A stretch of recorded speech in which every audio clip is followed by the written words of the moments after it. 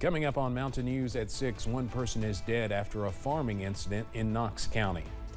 And the 2024 legislative session is officially over. We'll hear from Kentucky lawmakers who are looking back on some of the biggest achievements and possibly missed opportunities at the state capitol. Plus, we could see a strong storm or two by tomorrow. Those details on the way as Mountain News at 6 starts now. Dedicated to Eastern and Southern Kentucky, this is WYMT Mountain News at 6. Good evening again. We continue to follow a developing story tonight out of Knox County. A man has died following a farming incident. Knox 911 received a call from someone about a man being found in a cow pasture a little after 12:30 this afternoon. The caller told 911 he was going to check on 81-year-old William Mills of Gray when the caller realized Mills had been pinned. Mills had parked his tractor, but the trailer the tractor was hauling backed into Mills, causing him to be pinned between the trailer and a gate post. Mills was pronounced dead at the scene by the Knox County coroner. A man who was charged with attempted murder of a police officer had a bond hearing today. The incident happened in Breathitt County nearly 2 years ago. A complaint says after Brian Trent crashed his vehicle, he left the vehicle with a rifle in his hand with officers approaching. Later in the complaint, it says Trent was driving his vehicle in a reckless manner and struck a police officer's lower extremity, causing him to seek attention at Kentucky River Medical Center. Trent's bond remains the same at $100,000. He's set to return to court June 18th. Two people are now facing charges accused in a series of break-ins, including a burglary at a Madison County church.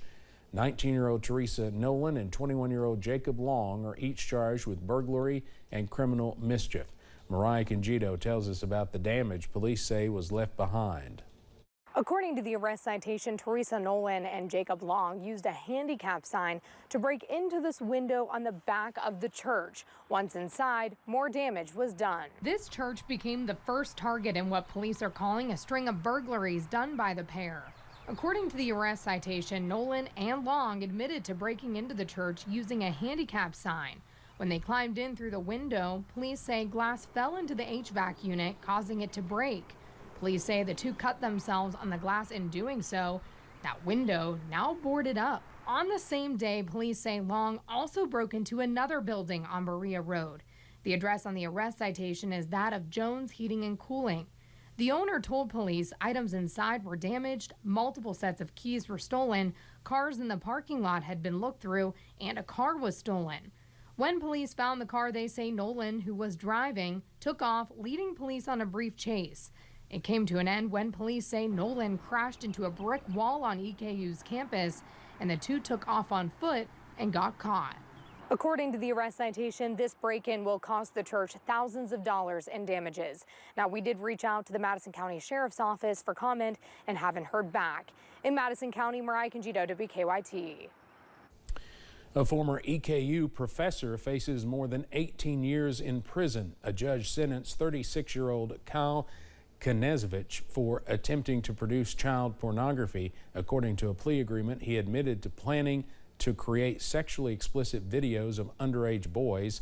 EKU police say a hidden camera was found in the men's bathroom on campus last September. Prosecutors say Knezevich had recordings from 2009 to 2023.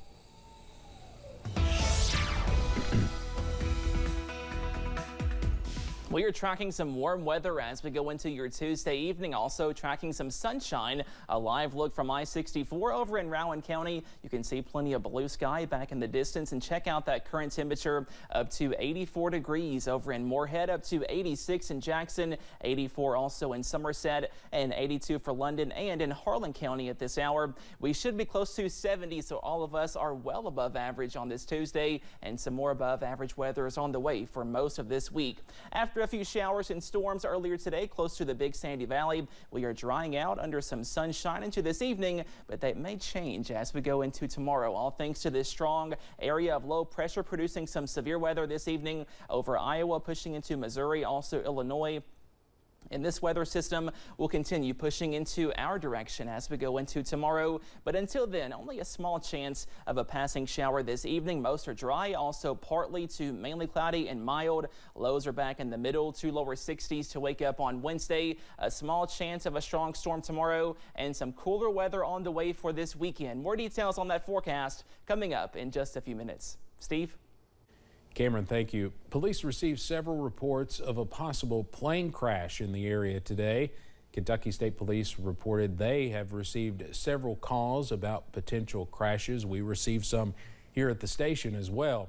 Trooper Matt Gayhart says there have not been any plane crashes in the area. Instead, Gayhart says an agency is conducting ground mapping. Kentucky State Police looked into the matter. It appears that USGS is conducting ground mapping operations, and in order to do that, they're going to be flying at very low altitudes, which causing the alarm. Gayhart says the operations will continue in the next 6 months or so, and folks may see these planes again. Kentucky lawmakers are heading home after a 60-day session ended last night. The session marked a new budget, improvements to roads, research dollars for universities, and a bill aimed at curbing human trafficking. The session also ended with 2 constitutional amendments voters will decide on later, school choice and voting issues. Republicans say it was a success, but Democrats say it fell short. We showed during the budget process Kentuckians by this time in 2026 will have their taxes cut yet again a 4th time down to 3.5%. Another major accomplishment will be the fact that the constitutional amendment regarding parental school choice. This is par for the course. Kentucky Republicans have had a long history of attacking working families. They've come after organized labor by making Kentucky a right-to-work state. They've come after our most vulnerable populations. Governor Beshear signed more than 140 bills into law, and more than 40 others were made law by other avenues. Lawmakers approved millions of dollars to go toward projects in Laurel County. WYMT's Chandler Wilcox tells us how that money will be used. More than $130 million is going toward road development in Laurel County. More than $46 million is going to reduce congestion on a section of U.S. Highway 25. More than $7 million is going to widening U.S. Highway 192. More than $6 million is going to pavement and resurfacing projects, including Hoskins Lane. Interstate 75 and the Hal Rogers Parkway are also involved. More than $26 million is going toward widening I-75. Lawmakers approved $6 million to match a potential federal grant widening the Hal Rogers Parkway from London to Hazard. Senator Brandon Storm of London led the way in getting the funding approved. Storm said, quote, "The funding to improve our local roads will play a big role in safer travel and commutes and will improve the flow of commerce," end quote. A timeline for each project has not yet been announced. In Laurel County, Chandler Wilcox, WYMT Mountain News. Lawmakers also approved funding for a city plaza project in London and plans for a new fairgrounds. The Kentucky primary election is fast approaching, and you have less than a week to get registered to vote if you aren't already. On May 21st, Kentuckians will be nominating candidates for the state legislature, U.S. Congress, and casting ballots in the primaries for U.S. president. In order to be eligible to vote in these primary elections, you must register by Monday, April 22nd. You can register in person at your local county clerk's office or online at govote.ky.gov. Highway safety officials say highway deaths went up last year compared to 2022. Officials say there were 813 deaths in 2023 compared to 744 in 22. The number of deaths last year also the highest it's been since 2016. Officials say out of the 813 deaths, more than half stem from folks not wearing their seatbelts, and 16% involved alcohol. About a third of the deaths involved speeding and people driving aggressively.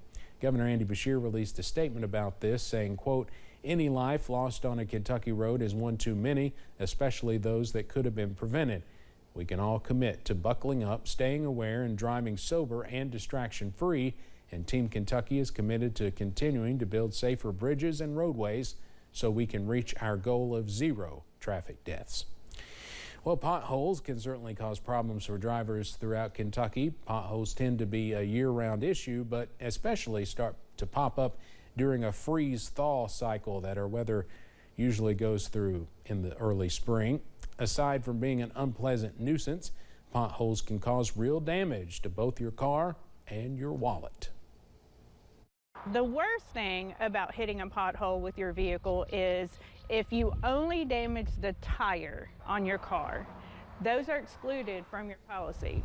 So if there's more damage, meaning like the wheel or the body damage, then there's no coverage for just your tire.